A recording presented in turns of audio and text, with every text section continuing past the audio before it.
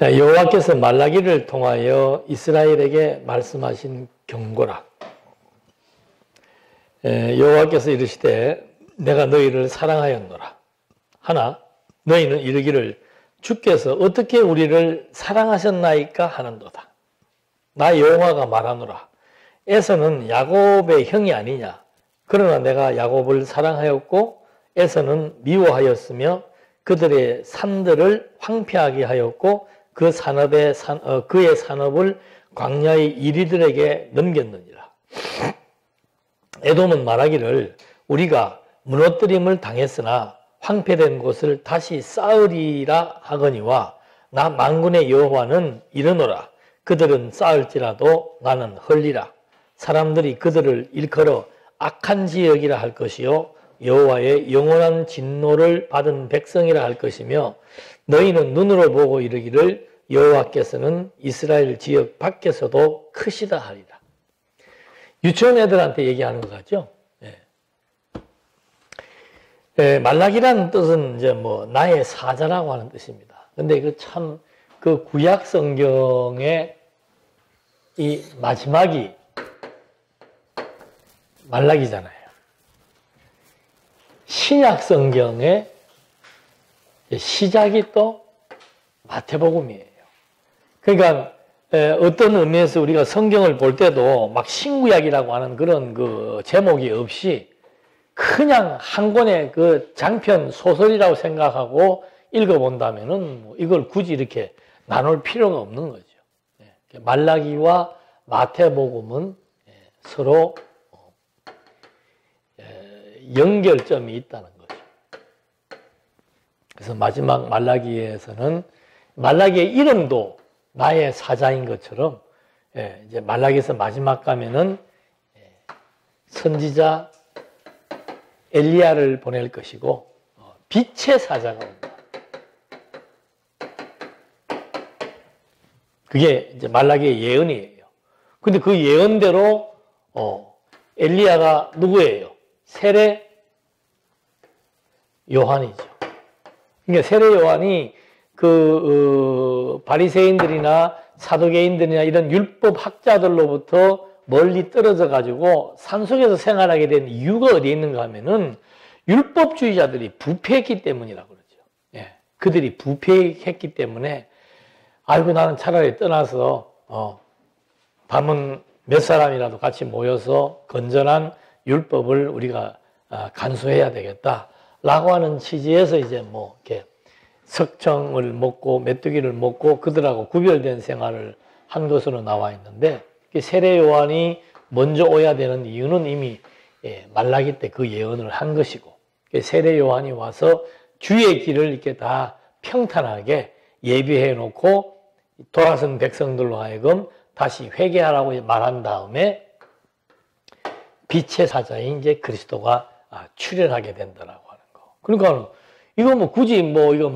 이걸 장르를 크게 구별하지 않더라도 말라기의 예언이 바로 이제 마태복음에서 그대로 성취됨을 우리가 확인해 볼 수 있는 거예요. 그런데 이제 말라기의 내용이 보면은 내용은 제사에 대한 부패지요. 제사에 대한 부패. 그래서 이것이 결국은 창세기에서부터 시작해서 마지막 말라기까지 전개되는 제사의 역사를 통해서 볼 때 이 제사 가지고는 안 된다. 그리고 이 제사는 실체적으로 드려질 제사에 대한 모형이다. 이런 것들을 이제 우리가 확인해 볼 수 있는 거죠. 그러니까 창세기에도 보면은 아담에게 하나님께서 아담에게 가죽옷을 입힌 것이 그게 제사의 원형이에요. 제사의 원형. 아담에게 왜 가죽옷을 입힙니까? 아담이 범죄하고 그 범죄한 결과 아담은 수치를 느끼게 되고 그 죄를 깨닫는 거예요. 수치를 느끼고 부끄러워한다는 것은 자기가 선악을 알게 되었다라고 하는 죄에 대한 깨달음이에요. 그래서 그 수치를 가려워주는 그것을 이제 제사적 용어로 말한다면은 뭐 하는 겁니까? 속죄하는 거예요. 속죄. 그걸 덮어주는 거죠. 그래서 이것이 더 구체화되는 것이 모세 때 가면은 이제 짐승을 잡아가지고 백성들의 죄를 용서해 주는 건데, 이 지금 하나님께서 아담이 범죄했을 때 그 수치를 가려주기 위해서 짐승의 가죽옷으로 덮었다라고 하는 그런 의미는 아담이 저지른 범죄에 대한 속죄의 의미를 담고 있는 제사의 원형이라고 볼 수 있는 거죠. 그리고 나서 이제 물론 뭐 노아, 아브라함 다 제사를 항상 드립니다. 드리는데 이제 모세 때 와서 보면은 그 제사가 제도화되게 되고 조직화되게 되고 아주 구체화되게 되는 것을 알 수 있는 거죠. 그걸 이제 보여주는 것이 레위기서의 아주 망라된 내용들입니다. 그러니까 이 제사라고 하는 것에 대한 핵심, 물론 감사해서 감사제를 드리기도 하고, 그 다음에 이웃과의 관계 속에서 이웃에게 해를 입혔을 때 드리는 속건제가 있다고 그랬죠. 그러나 제사의 핵심은 어디에 있는가? 속죄제에 있는 거예요. 속죄제. 속죄제사. 그래서 그 제사를 드리게 하기 위해서 여기도 짐승을 잡아서 가죽옷을 입혔죠. 여기서는 이제 짐승을 잡아서 그 짐승의 피를 가지고 제사를 드리게 되는 겁니다. 그 이유가 뭐라고 그랬습니까? 노아 때 그 얘기를 해준 거예요. 노아 때 9장에서 보면은 노아에게 하나님께서 이제 홍수에 끝나고 방주에서 나오고 난 다음에 노아에게 복을 줍니다. 복을 주면서 여기 노아에게 아브라함 때에는 참 재밌어요. 노아에게는 피채 먹지 말라 그래요. 피채. 왜 피채 먹지 말라 그럽니까? 그 피는 하나님의 형상대로 만들었기 때문이라고 얘기합니다. 하나님의 형상대로 만드는 인간이기 때문에 모든 피를 먹지 말아야 된다. 사람을 죽여도 안 되고 사람의 피를 취해도 안 되고 짐승의 피를 먹어도 안 된다. 왜? 그건 생명을 의미하는 것이기 때문에 사람이 그런 생명을 주관할 수 없음을 말해주는 겁니다. 그래서 그런 그 모든 것 중에서 피에 대한 경고를 해주고 아브라함 때 와가지고는 피언약을 또 세우죠. 피언약. 그게 뭐예요? 할례죠. 할례. 할례라고 하는 것도 완전히 그 피를 의미하는 거기 때문에 결국은 생명, 언약 생명에 대한 의미를 하나님이 알게 해주는 데 나타나 있는 겁니다. 그리고 여기서도 이제 짐승의 피를 통해서 언약 백성들의 생명을 보존시켜주는 거죠. 언약 백성이라는 표시를 몸에 피를 나게 하는 할례를 통해서 보여주기 시작을 했고, 노아 때는 짐승의 피나 사람의 생명을 취하는 것을 금한다고 보여주었고, 아담에게서는 짐승의 생명을 통해서 가죽옷을 보여주었고, 아담 다음에 나오는 이 가인과 아벨 사건에서도 뭐가 나옵니까? 가인이 동생의 생명을 취함으로 말미암아 핏소리가 땅 위에서 막 그냥 진동을 한다 그러죠. 그래서 결국은 아담이 형벌을 받게 되는데, 이런 맥락에서 주어지는 것이 이제 제사로, 모세 때는 제사에 대한 구체성이 나타나게 되는 거죠. 그런 제사가 결국은 이제 말라기 시대에 와가지고는 그 제사가 가지고 있는 본질적인 의미를 잃어버리게 되는 거예요. 제사라고 하는 것은 단순히 어떤 의식에 있는 것이 아니고 하나님과 우리가 생명의 관계에 있고, 그래서 죄로 말미암아 용서받지 못하면은 죽는데 하나님이 그 제사를 통해서 우리를 살려주시는 이유는 뭔가? 우리가 하나님과 생명의 관계에 있는 하나님의 아들들, 하나님의 백성이기 때문에 그렇다. 그런 것들을 이제 보여주는 중요한 의미가 담겨져 있는 거죠. 그런데 이제 말라기 때 와가지고는 그 핵심적인 제사 문제가 어그러지기 시작하는데, 그 전에 하나님께서 이제 말라기를 통해서 백성들과 하나님과 어떤 관계인지를 말해주고 있는 겁니다. 그래서 말라기를 통해서 이스라엘 백성들에게 말해줘라. 뭘 말해주는가? 하나님이 너희를 얼마나 사랑했는지. 여기에 사랑의 간극이 있는 거예요. 사랑의 간극이. 하나님이 이스라엘 백성들을 사랑했는데 이스라엘 백성들은 하나님의 사랑에 대한 감도가 없는 거죠. 뭘 사랑했다는 겁니까? 우리를 어떻게 사랑했다는 겁니까?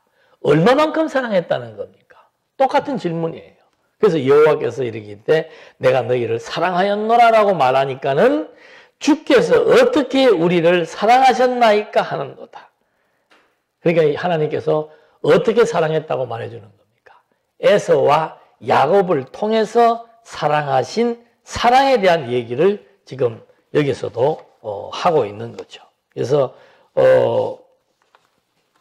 오전에 말씀드린 대로 하나님의 사랑은 어떤 사랑이라고 그랬어요? 선택이라고 하는 것은 여러 개 중에서 하나를 취하고 나머지를 취하지 않는 것이 선택이에요. 더 적극적으로 말하면 선택이란 뭔가 한쪽을 버리고 한쪽을 취하는 것이 선택입니다. 그래서 우리가 취사 선택이라는 말을 쓰잖아요. 하나님이 이스라엘 백성들을 선택했다는 말은 그 나머지를 버렸다는 걸 뜻하는 거예요.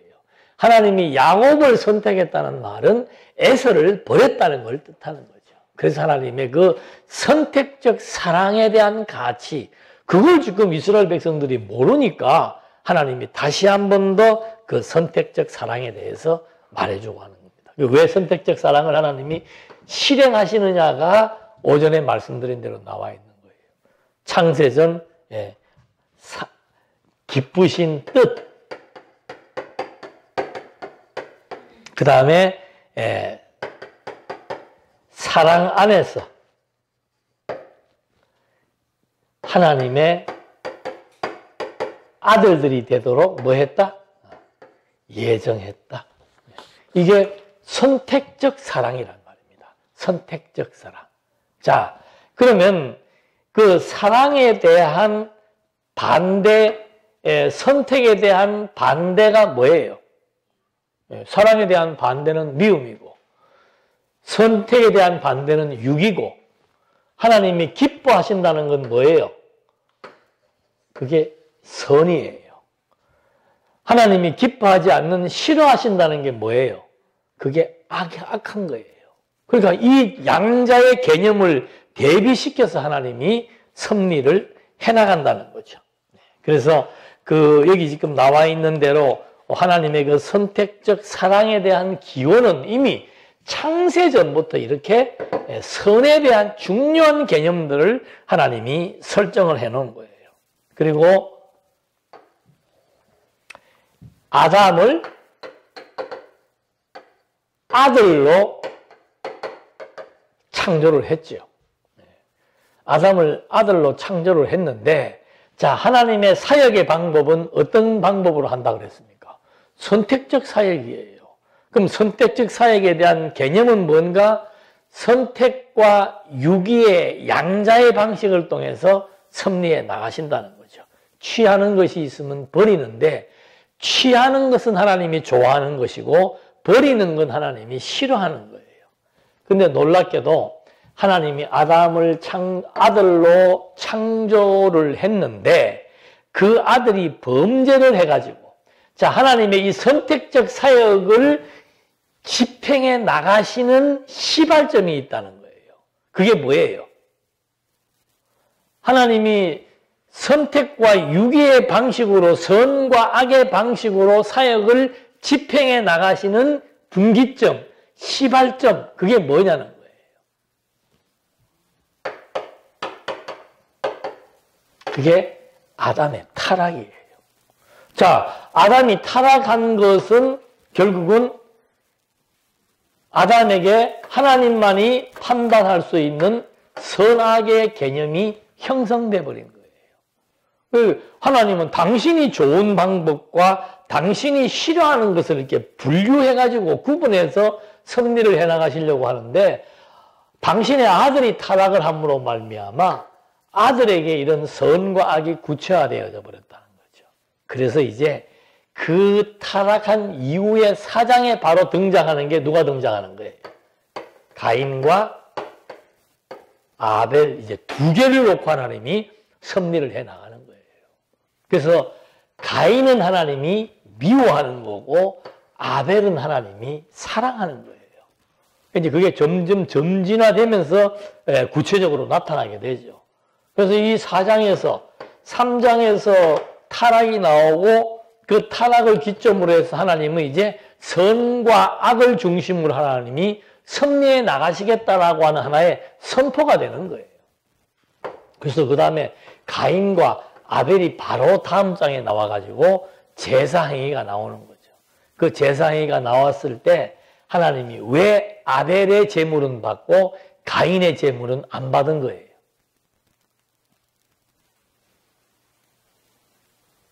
그걸 맥락적으로 이해를 해야 되는 거죠. 아벨의 제물을 하나님이 좋아하셨고 가인의 제물은 하나님이 싫어하시는 거예요. 자, 선과 악으로 이때부터 나누어지기 시작을 합니다. 조금 더 나가면 확인이 되죠. 그 다음에 4장 중반부에 가인의 족보가 나오고 5장에 들어가면은 아담의 족보가 나오는데 아담의 족보에서 셋을 이제 중요하게 설명을 합니다. 여기 보면은 아담이 셋을 낳고 셋은 누굴 낳고 이렇게 안 나와요. 아담이 자기의 형상과 모양을 닮은 셋을 낳고 한 말이 나옵니다. 하나님이 아담을 창조할 때 하나님의 형상과 모양대로 아담을 창조했다고 그러죠. 그러면 그거는 하나님의 아들의 개념을 의미하는 겁니다. 아들이라고 하는 것은 대를 잇는다는 뜻이에요. 그 대를 잇는다는 것은 하나님의 언약의 혈통을 이어나간다는 거예요. 하나님의 언약의 혈통이라고 하는 것은 하나님이 선택한 아들들을 의미한다 이 말이죠. 그래서 아들을 창조했고 타락을 했는데 그 다음에 이 아들의 계보에 들어갈 아벨이 죽어버리니까 하나님께서 셋을 아담을 통해서 놓게 하시되 아담이 자기의 형상과 모양대로 셋을 낳았다는 거예요. 이게 무슨 의미가 있는가? 여기에 족보에서 보니까 나중에 제일 마지막에 노아가 등장을 하게 됩니다. 그게 5장의 내용이에요. 6장으로 딱 넘어가면은 뭐가 나와요? 하나님의 아들이 나오고 사람의 딸이 나와요. 근데 이 딸은 성적으로 아들과 딸을 구별하는 딸의 개념이 아니에요. 사람의 딸이라고 했을 때 이 사람을 붉은 사람이라고 얘기를 하는 겁니다. 붉은 사람. 그리고 여기는 표현은 딸이라고 했는데 그 원어에서는 보면은 그냥 붉은 사람, 타락한 아담의 육체를 의미하는 거예요. 그러니까 하나님의 아들과 사람의 딸이 서로 혼혈을 한다라고 하는 것은 타락한 인간의 계보와 하나님이 선택한 아들의 계보가 서로 이렇게 혼용된다는 뜻을 의미하게 되는 겁니다. 그래서 하나님께서 여기서 심판을 하는 거죠. 심판을 해가지고는 노아로부터 다시 또 시작을 하면서 나누기 시작을 하는 거예요. 그래서 노아에게서는 여기 함과 야벳이 나오고 그 다음에 여기에서 셈이 나오고 그 다음에 셈 다음에 누가 나와요? 데라의 족보가 나오고 그 다음에 이 밑으로 함의 족보, 야벳의 족보가 쫙 다 나옵니다. 그 다음에 데라에게서 아브라함이 나왔는데 아브라함에게서 이삭이 나오고 그 다음에 누가 나와요? 이스마엘이 나와요. 근데 창세기에 보면 이들의 족보들이 계속 다 열거가 되고 있습니다. 그 족보가 열거되는 이유는 뭡니까? 그 족보는 혈통을 의미하고 그 혈통이 하나님의 기쁘신 뜻을 따라서 사랑 안에서 아들로 예정된 족보의 형식의 족보를 따르고 있는지 아니면은 이제 이 반대의 개념인 유기된 족보를 따르고 있는지 그것으로 양분화되고 있다는 거죠. 그래서 지금 여기도 보면은 아브라함 하나 세워놓고 아브라함의 아들 둘이 중에서 이삭과 야곱 이스마엘 가운데서 이스마엘은 저 방출시켜 버리잖아요. 똑같아요. 그 다음에 야곱과 에서가 있는데 에서는 에돔의 조상이 되게 만들어 버리고 야곱에게서 12 아들이 나오게 되는 거예요. 이게 창세기에 나오는 족보예요. 그러니까 야, 창세 전부터 이렇게 기쁘신 뜻 이게 선하는 거지요. 사랑 안에서 아들들이 되도록 선택적 사랑을 하셨다. 그 선택적 사랑이 아담으로부터 시작해서 이렇게 계속해서 선택과 유기로 나누어져서 결국은 이제 이 12지파를 통해서 이스라엘 백성이 만들어지게 되는 거죠. 그 민족이 형성되었는데 나중에 또 유다가 남고 나머지가 이제 북쪽으로 올라가서 분리가 되어버리는 겁니다. 이런 유다 지파를 하나님께서 이제 포로에서 회복해서 남겨둔 것이 말라기서에 나오는 마지막 대목들이다 이 말입니다. 그러니까 하나님의 아들들의 증표는 뭔가? 여러분 그 모세 때 하나님께서 이스라엘 백성들을 자기 백성 내 아들을 삼았는데 내 백성 내 아들은 반드시 나에 대하여 제사를 드리는 제사장 나라라고 명시해 준 거예요. 말라기서에서 왜 하나님께서 마지막 내용이 제사의 내용으로 끝이 나는가? 이게 하나님의 선택적 사랑의 증거. 나에게 제사를 드리는 나라는 내 아들 내 백성이라 이 말이죠. 그게 마지막 말라기가서도 나오는 거예요. 그런데 하나님의 아들 하나님의 백성들이 하나님께 제사를 드리지 않는 그런 제사의 부패 문제가 이제 여기서 거론되니까 하나님께서 이제는 이 말라기 시대를 끝으로 눈에 보이는 제사의 제도와 형식을 폐해버리고 이제는 빛의 사자를 보내가지고 온전한 제사를 드리게 해서 온전한 제사를 드리려고 하니까 기름 부음 받은 자가 필요한 거죠. 그래서 기름 부음 받은 그리스도를 보내어서 온전한 제사, 죽음에서 부활하는 당신의 아들의 생명을 통해서 드려지는 온전한 제사. 그 제사로 여기도 당신의 아들들만이 제사를 드릴 수 있는 거예요. 그런 것처럼 하나님의 아들이 직접 이제 제사를 드려가지고 이스라엘 백성, 하나님의 아들 된 이스라엘 백성들의 제사가 아니고 진짜 하나님의 아들인 그리스도가 독생자 그리스도로 말미암아 드려지는 제사를 통해서 바로 제사장 나라인 영원한 하나님의 나라, 그 나라를 하나님이 실현하겠다는 거죠. 그런 맥락 속에서 이 선택적 사랑이라고 하는 것은 하나님의 섭리의 방법입니다. 그 근거는 뭔가? 바로 하나님의 이 기쁘신 뜻이지요. 그 기쁘신 뜻에 의해서 선택적으로 사랑하심과 미워하심의 선과 악의 방식을 통해서 하나님이 섭리해 나가시는 그런 맥락 속에서 지금 내가 야곱은 사랑했고 에서는 미워했다고 말하는 거예요. 이게 이제 또 하나 이제 반대 미움을 당하는 입장에서 또 이런 얘기를 하는 사람들이 많이 있잖아요. 하나님이 사랑하려면 다 사랑해야지 신이 어떻게 누구는 미워하고 누구는 사랑합니까? 라고 하는 질문들이 이제 많이 나오죠. 그게 하나님의 절대 이성이에요. 내가 절대 주권자라고 하는 것에 대한 하나님의 표현 방식입니다. 당신만이 선과 악을 판단할 수 있는 판단자라니까. 그래서 그런 빛과 어둠, 선택과 유기 이런 대비적 개념을 통해서 하나님이 섭리 내용을 보여주고 있는 거죠. 그런 맥락에서 말라기서에 나오는 이 제사의 문제, 선택적 사랑의 문제 이건 다 연결된 겁니다. 하나님이 선택적으로 사랑하는 사람들은 아들입니다.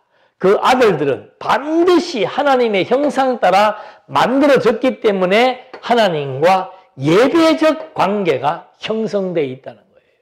그래서 이 백성들을 불러가지고 너희들은 애굽의 노예가 아니고 이제는 내 아들들이 되었기 때문에 나에게 제사를 드리는 나하고 예배적 관계가 재성립되는 그런 나라로서 이제는 내가 너희를 규정해 주겠다.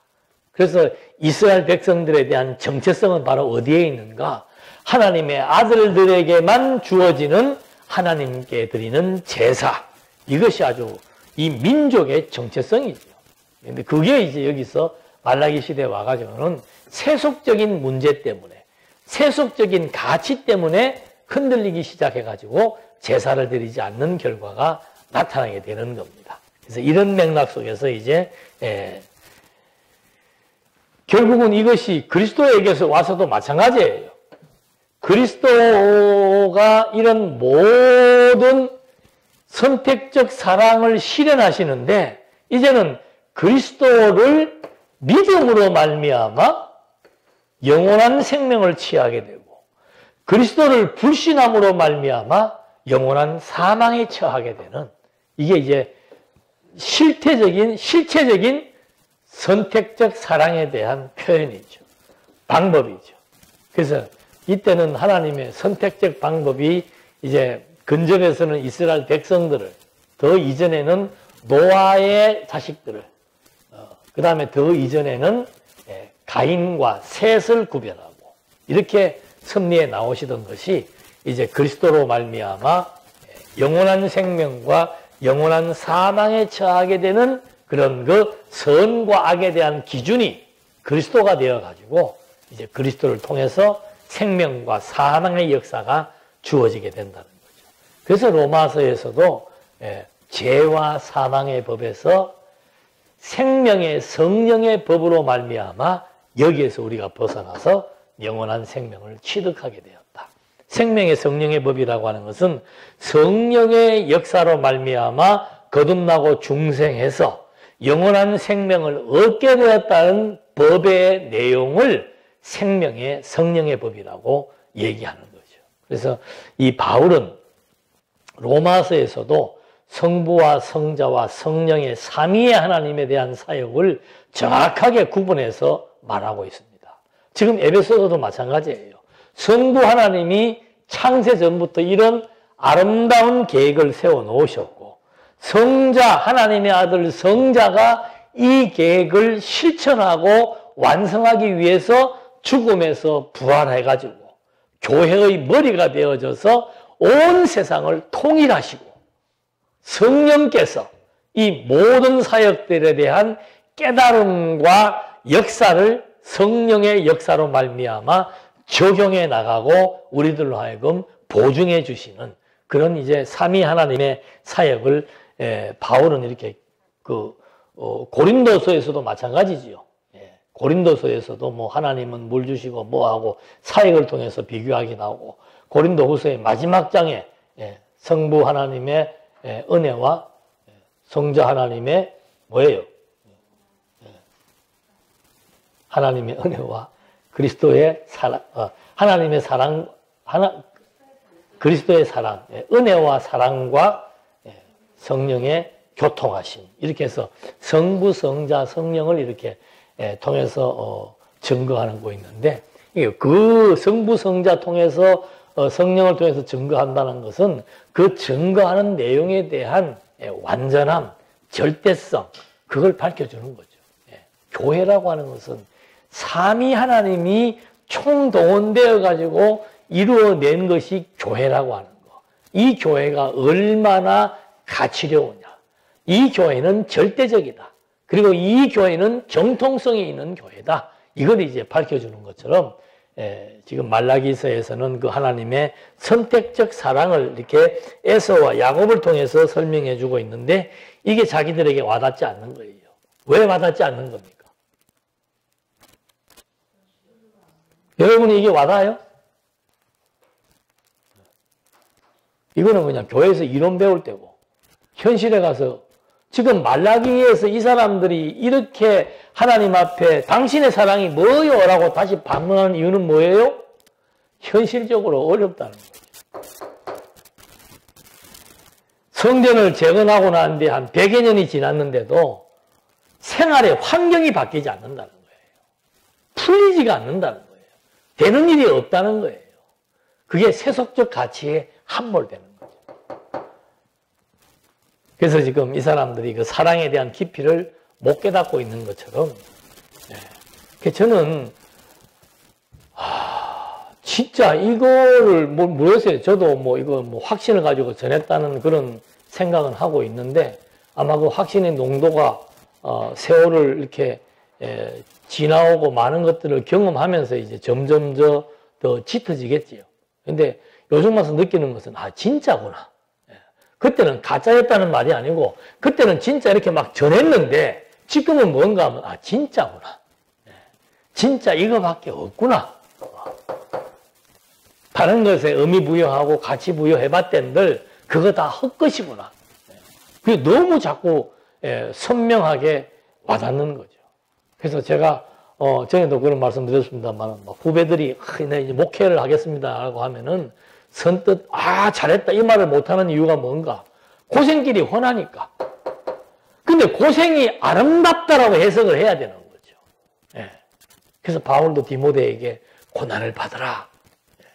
나처럼 고난을 받으라 말하는 이유가 바로 뭔가? 그 고난보다 더 가치로운 거, 그 고난보다 더 확실한 거, 실제로 존재하는 것, 이것이라고 하는 사실을 바울이 보았고 만졌고 확인했기 때문에 더 이상의 말이 필요 없다는 거예요. 그러니까 우리도 살면서 자꾸 갈등 느껴봤댔자 그거 다 헛거라니까. 그냥 빨리빨리 재정비해가지고 그냥 하나님 경외하는 그 내용에 대한 진가, 진위를 판별하고 그것을 위해서 살아갈 수 있다면은 그게 정말 행복한 사람이죠. 그래서 지금 이 말라기 시대의 이 백성들이 이렇게 어처구니 없는 말을 하는 이유도 사실은 딴 데 있는 게 아니고 생활의 문제입니다. 너무 힘들고 어렵고 하는 생활의 문제가 이들로 하여금 이렇게 대놓고 하나님 앞에 요즘 말로 하면 사랑 좋아하고 있네. 그 말하고 똑같은 거예요. 사랑은 무슨 사랑? 하나님이 우리 사랑한다면 도대체 당신 백성들을 100년 동안 이렇게 피폐하게 계속 만들어 놓을 수 있습니까? 성전만 건축하면 답니까? 그 소리예요. 해방돼가지고 온 백성들이 심혈을 기울인 게 성전 재건이에요. 성전 재건하고 그 다음에 몇십 년이 지나고 난 다음에 느헤미야가 성곽을 수축한 거예요. 그리고 나서부터는 계속해서 생활적인 어려움이 해결되지 않고 주어지니까 백성들은 이제 제사 드려봤자 말짱. 제사 드린다고 재물 갖고 와서 그 고통하고 고생할 바에야 우리나 먹자 하는 게 이제 그 다음에 나오게 되는 거죠. 보십시다. 6절. 내 이름을 멸시하는 제사장들아, 나 만군의 여호와가 너희에게 이르기를 이 아들은 그 아버지를, 종은 그 주인을 공경하나니 내가 아버지일진데 나를 공경함이 어디 있느냐? 내가 주인일진데 나를 두려워함이 어디 있느냐 하나 너희는 이르기를 우리가 어떻게 주의 이름을 멸시하였나이까 하는도다. 아니 하나님의 이름을 멸시 안 했으면 이스라엘 백성들과 하나님과의 관계는 아버지와 아들의 관계라 그랬습니다. 그 다음에 아버지와 아들의 관계는 또 다른 것이 뭔가 하면은 예배적 관계라 그랬습니다. 이거는 뭐 떨어질래야 떨어질 수 없는 하나님과 선민의 관계죠. 그런데 지금 가장 중요한 아들 관계에 대해서는 당신이 아들이라면 이렇게 놔둘 수 있습니까? 아버지가 이렇게 돈이 많으면서 아들을 이렇게 고생시킬 수가 있습니까? 하는 말하고 똑같은 거예요. 첫 번째 질문이. 두 번째는 뭔가? 제사는 무슨 제사? 내가 생활도 안 되는데 제사는 무슨 제사를 드리냐? 라고 지금 반문하는 내용들이 나오는 겁니다. 그러면서 7절 너희가 더러운 떡을 나의 제단에 드리고도 말하기를 우리가 어떻게 주를 더럽게 하였나이까 하는도다. 이는 너희가 여호와의 식탁은 경멸히 여길 것이라 말하기 때문이라. 만군의 여호와가 이르나 너희가 눈먼 희생제물을 바치는 것이 어찌 악하지 아니하며 저는 것 병든 것을 드리는 것이 어찌 악하지 아니하냐. 이제 그것을 너희 총독에게 드려보라. 그가 너를 기뻐하겠으며 너를 받아주겠느냐. 그러니까 이제 이미 백성들의 마음이 떠버린 거죠. 그러니까 하나님을 경외할 때는 가장 좋은 것, 가장 신선한 것들을 제물로 바쳤는데 하나님과의 관계가 틀어지면서부터는 현실이 커 보이기 시작하면서부터는 이제 제사에 대한 의미가 상실돼 버린 겁니다. 그러니까 하나님께서 너가 이런 식으로 제사 드리려고 제물 드린다면 너 총독, 지금 그 파사의 총독한테 한번 너 나한테 드리는 제물 한번 줘봐라. 어떻게 임금에게 병든 것, 눈먼 것을 갖다 줄 수가 있느냐? 근데 하물며 하나님에게 그런 걸 바치느냐? 그 말이에요. 9절. 만군의 여호와가 이르노라. 너희는 나 하나님께 은혜를 구하면서 우리를 불쌍히 여기소서 하여보라. 너희가 이같이 행하였으니 내가 너희 중 하나인들 받겠느냐? 만군의 여호와가 이르노라 너희가 내 제단 위에 헛되이 불사르지 못하게 하기 위하여 너희 중에 성전문을 닫을 자가 있었으면 좋겠도다. 내가 너희를 기뻐하지 아니하며 너희가 손으로 드리는 것을 받지도 아니하리라. 만군의 여호와가 이르노라 해 뜨는 곳에서부터 해 지는 곳까지 이방 민족 중에서 내 이름이 크게 될 것이라. 각 처에서 내 이름을 위하여 분향하며 깨끗한 제물을 드리리니 이는 내 이름이 이방 민족 중에서 크게 될 것입니다. 그러나 너희는 말하기를 여호와의 식탁은 더러워졌고 그 위에 있는 과일 곧 먹을 것은 경멸히 여길 것이라 하여 내 이름을 더럽히는도다. 아이고 우리 먹을 것도 없는데 뭐 제사 드릴 때 온전한 걸 드릴 게 뭐 있냐 라고 하는 식의 경멸했다는 거죠. 13절 만군의 여호와가 이르노라 너희가 또 말하기를 이 일이 얼마나 번거로운고 하며 코웃음 치고 훔친 물건과 저는 것 병든 것을 가져왔느니라. 너희가 이같이 봉헌물을 가져오니 내가 그것을 너희 손에서 받겠느냐. 이는 여호와의 말이니라. 짐승떼 가운데 수컷이 있거늘 그 서원하는 일에 흠 있는 것으로 속여 내게 드리는 자는 저주를 받으리니 나는 큰 임금이요 내 이름은 이방 민족 중에서 두려워하는 것이 됨이니라. 만군의 여호와의 말이니라. 뭐 어디서 얘기했는지는 모르겠습니다만 제사를 드릴 때 여러분들이 키웠던 소나 양을 지금 제물로 바친다고 생각하고 그 소나 양을 누가 잡는다 그랬어요? 주인이 잡는다니까. 출애굽기에 나와요. 내가 키웠던 양을 우리는 지금 그 소나 이런 걸 안 키워봤잖아요. 근데 만약에 내가 지금 우리가 지금 개를 타로를 키우고 있는데 그걸 지금 우리가 잘못이 있어가지고 그거를 지금 데리고 가서 제단에서 내가 직접 죽였어. 해체를 해서 여호와께 바치는 그런 그 제사의 과정이 있다면은 그게 하나님 경외할 때는 하나님과의 관계가 좋아가지고 신을 경외할 때는 그게 번거로워도 그런 일의 과정이 하나님 앞에 드리는 예배의 과정으로서 의미가 주어지지만 아니 하나님하고 관계가 멀어졌는데 그 제사를 제물을 드리는 것도 얼마나 그게 번거롭고 하기 싫은 일이겠어요. 그러니까 참 이것이 현대적으로 비추어 봤을 때도 보면은 교회에 봉사한다라고 하는 거. 봉사. 이건 의미를 모르고 하는 봉사는 정말 번거롭고 힘들고 짜증나는 일이에요. 아이고 내가 6일 동안 생활하는 것도 바쁘고 힘든데 교회까지 와가지고 일을 해야 되나? 똑같은 얘기죠. 그런 생각이라고 하는 것은 본질에서 멀어져 버리기 때문에 그런 거예요. 교회가 어떤 것인지를 잊어버렸을 때 하나님께 드리는 제사가 어떤 의미가 있는지를 잊어버렸을 때는 그건 이제 완전히 하나님과 하나님에게 우리가 아들이라고 하는 거 로마서에서 말하잖아요.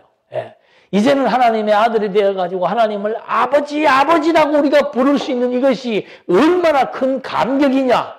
이거는 아버지와 우리의 관계, 아버지가 우리의 베푸신 선택적 사랑에 대한 은혜에 대한 감동, 이것이 있을 때, 야, 내가 아들이 되었다. 내가 교회의 멤버가 되었다. 여기에 감동이 넘치는데 아버지하고 아들의 관계, 아버지로부터 내가 점점 멀어지기 시작하고 내 눈에 들어오는 것은 세속적인 가치가 크게 보이기 시작하는 사람에게는 하나님을 경외하고 섬기는 과정 모두가 다 귀찮고 번거로운 거란 말입니다. 교회도 마찬가지예요. 교회는 봉사라고 그래요. 봉사의 가장 원천적인 요인은 뭔가? 하나님과의 관계가 아름답게 유지되고 그 하나님의 아들이 되었다는 것 자체에 대한 감격과 은혜가 넘칠 때에 이 봉사도 신이 나서 하게 되는 것이지 이걸로부터 멀어지게 되면요 다 귀찮아요. 그러니까 이게 얼마나 리얼한 표현입니까?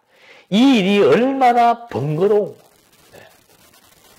갖고 와서 짐승 잡아서 피 닦고 피 다시 모으고 이런 절차와 과정들. 그래서 이건 가장 중요한 이스라엘 백성들을 애굽에서 해방시켜서 너희는 내 아들 내 장자다.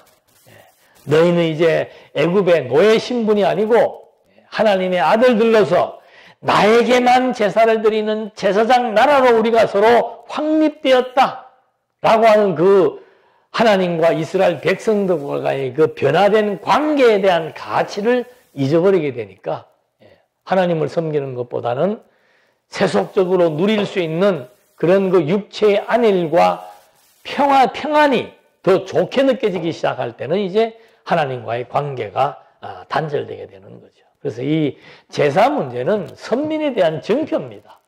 하나님 아들들에 대한 증거예요.